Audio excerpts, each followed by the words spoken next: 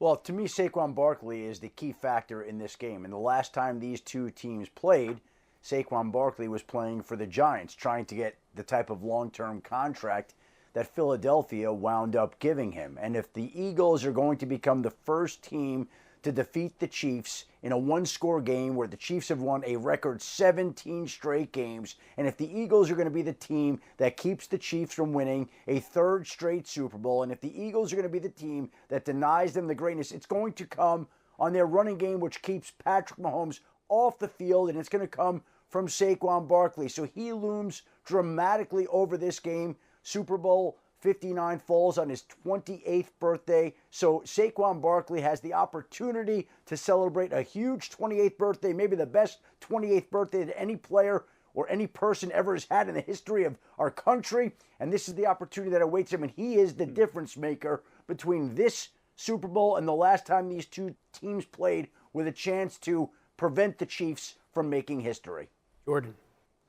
Well, Jalen Hurts has been unbelievable in these playoffs, especially the last couple games, really showcasing why and how he was an MVP candidate in 2022. No turnovers in the playoffs. This is the best football he's played since then. And he even said that Nick Sirianni let him out of the straitjacket against Washington. I love how he's playing. But Kansas City is a dynasty. We've never seen back-to-back-to-back champs. And think about this. Patrick Mahomes has been in the league 7 years. His two non-Super Bowl years, he loses in the conference championship game twice in overtime. That's how dominant he has been. He has a chance to win his fourth. And when I think about the realm of coordinators and assistant coaches over the last 20-plus years, nobody has been more important than Steve Spagnuolo. And, you know, when you talk about the Hall of Fame, I feel like this is the crowning moment, the crown jewel for Steve Spagnuolo to get into the Hall of Fame. And I can't think of a more deserving coach than him. So, Leroy, coming at it from the perspective of Steve Spagnuolo, right? Going up against this running back who's had an historic season, what can be done? Well, you're going to try to put bodies in place and play different defenses and stuff like that, and pray that Jalen Hurts doesn't play football the way he's been playing it the last couple of weeks. Because if you put that much pressure on the running game and he picks you apart, it is going to be a long day. But it's still, to me, when you play running back, Saquon Barkley, there's been guys that stop him. There's been guys in position to stop him. They just haven't. So what part of that plays a role in this, in that there may be guys that are free to tackle him, but they don't? That's a part of the game where, you know, you can be in position to make a play, but very few people have. And I think that's the part of this that we don't even consider. We consider the great defensive coordinator, and Steve Spagnuolo is awesome. He has done things with that defense over the last couple of years that they are probably more important as to why they've been winning the last couple of years. But you still got to make the play when it's in front of you. And I question whether anybody could tackle Saquon Barkley right now. Yeah, I think that's the biggest issue with the Chiefs is they've not that the Eagles haven't either been there before, but the Chiefs have experienced so much, and they have this successful coach in Andy Reid who's seen it all. And that would be a concern for me, because they utilize guys that you would never have thought of. You know, on that last key play in the game, they went to Samaje Perine. You know, like Juju was more effective than Travis Kelce, who had 19 yards, by the way. That's kind of a concern for me with the Chiefs, and the Eagles really have to be at their best. And like Leroy was just saying, you know, you need to have an insane game by Saquon, obviously, but then you also need to have a great game by Jalen Hurts, which we've seen that happen last Super Bowl. He was close to 400 yards. He can throw the ball. But yeah, I think that would be a concern with the Chiefs for me, and I think the Eagles can tackle that. One other thing to add about Steve Spagnuolo that I think is interesting, we're rounding out and finishing up a coaching hiring cycle. And I think Steve Spagnuolo got one interview in the cycle with the Raiders, and the Raiders opted for Pete Carroll.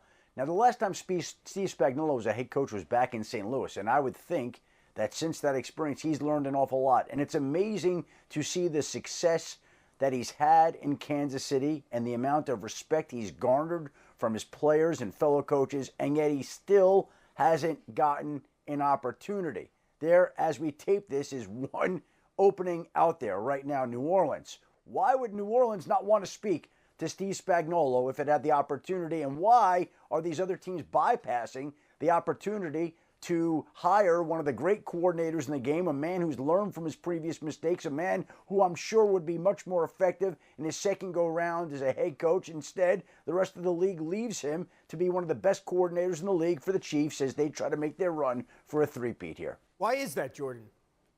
Yeah, I was going to actually ask Adam the same question because I agree. One of the factors of this cycle has been we've seen older, more mature coaches get opportunities. Look at Pete Carroll in his mid-70s, the oldest coach in the league. There have been older coaches getting opportunities, and I think we brushed aside this notion that you can't win with an older coach. And depending on the type of personality in the organization, it can work. And to Adam's point about Steve Spagnuolo, a lot of these coaches that we've seen have second opportunities, I think, learn a lot. I look at Raheem Morris in Atlanta going from Tampa, learning how to delegate more. I look at someone even like Brian Flores, who got some opportunities in this cycle who didn't get a job. But, the actual idea that Steve Spagnuolo is not an NFL head coach is beyond baffling to me because he's one of the premier coaches in the league, regardless of defense, offense, coordinator. He is that special. And when you talk to guys on that team, when you talk to people in that organization, they echo that sentiment. Based on what we've seen over the course of the last couple of months from these two teams, the different ways that they have been winning, if you were to make an argument about who has more momentum, if that even makes sense, Adam, who is it? Well, again, if we're going to talk about picking the game and essentially critiquing the roster, I think the Eagles probably have the better roster. The Eagles have won 13 straight games that Jalen Hurts has finished. 13 straight. They steamrolled the Commanders last weekend, whereas the Chiefs seem to play a one-score game almost every week and find a way to prevail every week. So you can look at it easily and say, well, the Eagles have been the more impressive team. They have the better offensive line. They have a better defensive line. They've got better skill position players.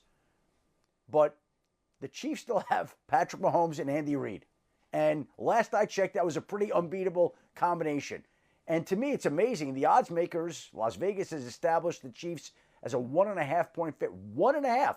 So Las Vegas seems a little less certain in the Chiefs than the rest of us right now. My experience is when it's different than when the line set is different than what I anticipate, they know something that I don't know. And that scares me a little bit, I must say, but not enough to pick Philadelphia. Hey, the guys, they have I don't know if I can say this or not, but they have dark magic on their side, and apparently all of the officiating crew, which is what Twitter says, what everybody says, but they also have the Swifties. So, I mean, if we're going off what's off the field, this is a lot of momentum there. But I will say, I'm leaning towards the Eagles, kind of what Adam said too. I feel like they might be, in terms of betting, obviously they're the underdog, but it kind of, you feel that little underdog mentality again, just coming off the last Super Bowl.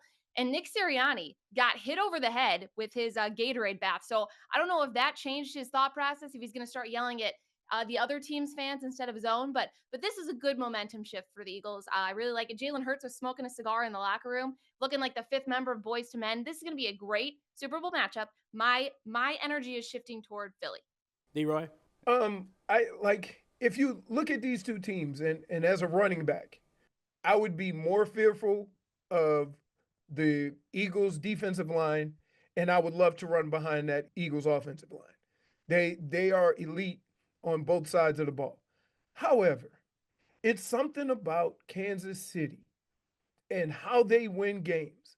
And I don't know how many times we've all sat in front of the TV and gone, how did they win that game? But when you start saying that for 7 years, maybe they know what they're doing.